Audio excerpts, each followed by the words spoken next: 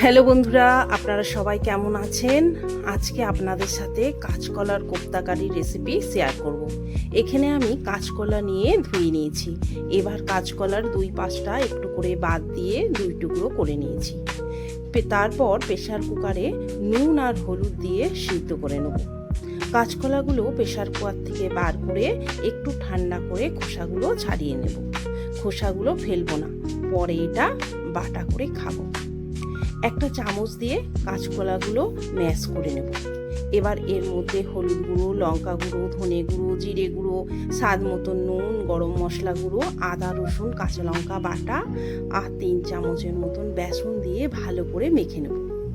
এবার হাতে একটু তেল লাগিয়ে এইভাবেই সব বানিয়ে নেব।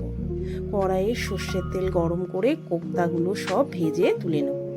এবার কড়াইয়ের তেলের মধ্যে শুকনো লঙ্কা, গোটা গরম মশলা, তেজপাতা দিয়ে পেঁয়াজ কুচিটা দিয়ে ভেজে টমেটো কুচিটা দিয়ে নেড়ে দেব।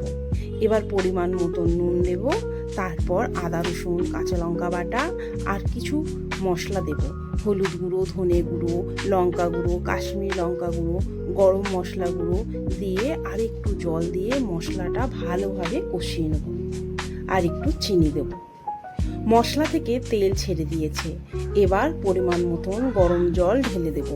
ফুটে উঠলে কোপ্তাগুলো দিয়ে নেড়ে ধনে পাতা আর ঘি দিয়ে নামিয়ে দেবো। দুর্দান্ত খেতে হয়েছিল বন্ধুরা, আপনারা একবার বানিয়ে দেখতে পারেন। টাটা বন্ধুরা।